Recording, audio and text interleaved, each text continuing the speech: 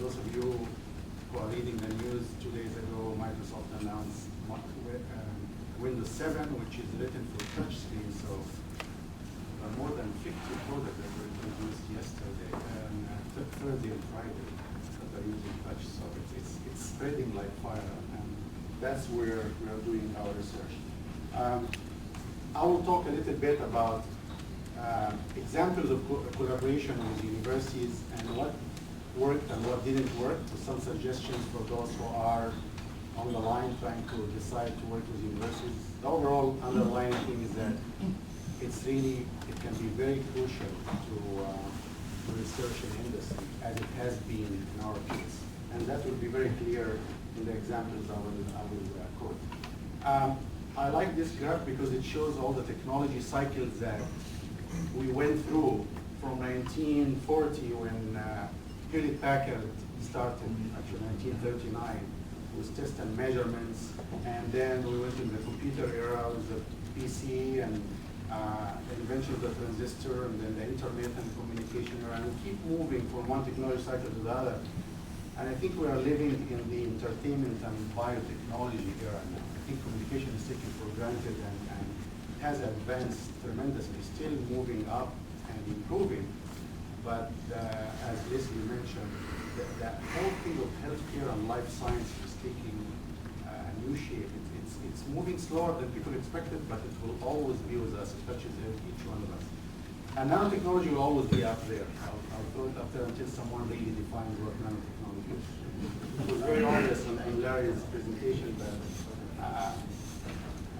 here are some of the lessons learned working for 32 years in industrial research labs. I did not change. I didn't go to manufacturing or marketing, which was one mistake I regret in my career. But also there are pluses of always being in research. The lesson I learned big time is to solve problems that matter, not being technology driven.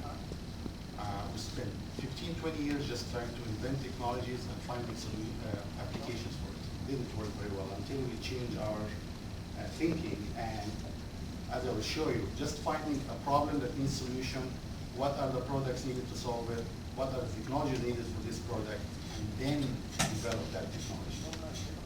And to do that, we need to set really genuine research laboratory.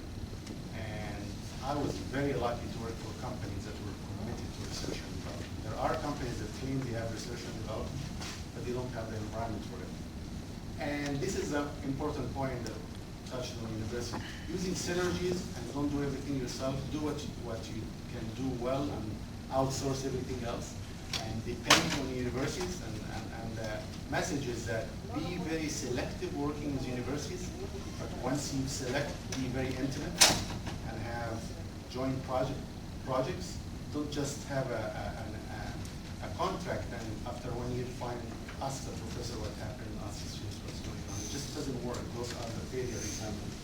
But the ones where we were very close to the university team, those are the ones that work very well.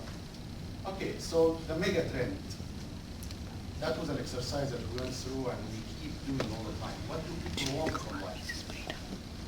I guess you all have to agree that we need good health. Good health is very important to all of us. Prolonged life, and as you can see in this picture, people are crazy about fitness.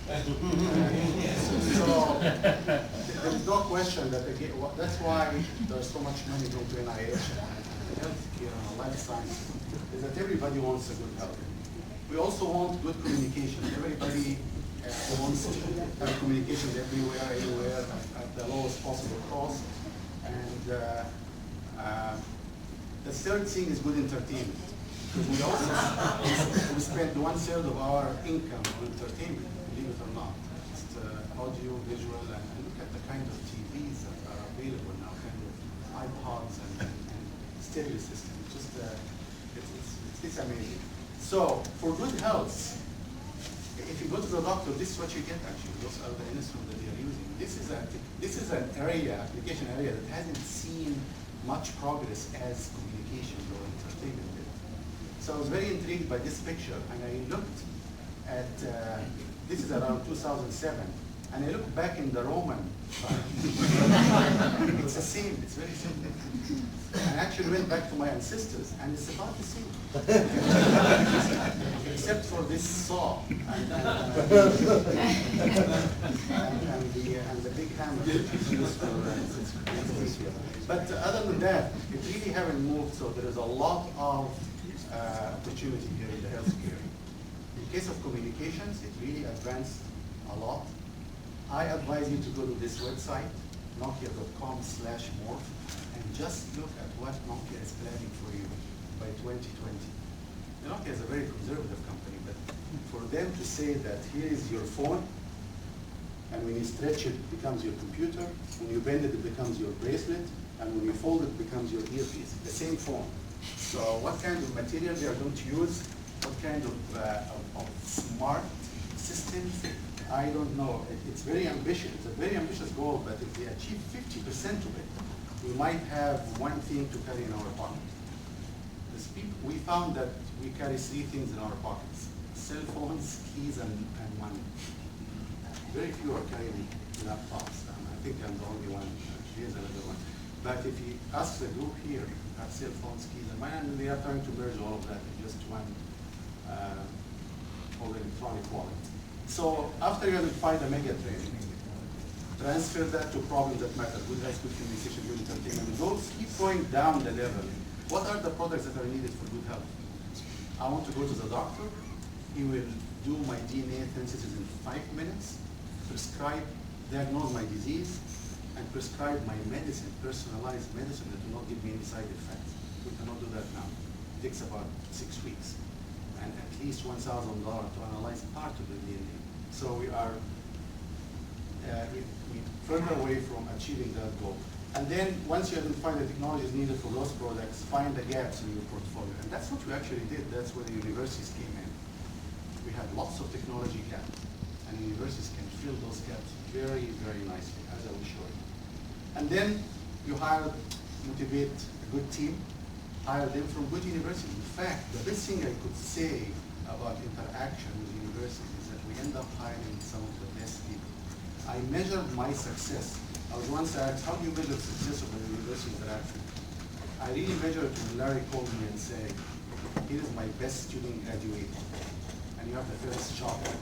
I don't know if he tells that to anybody, but I proved that he really gave us some very good people.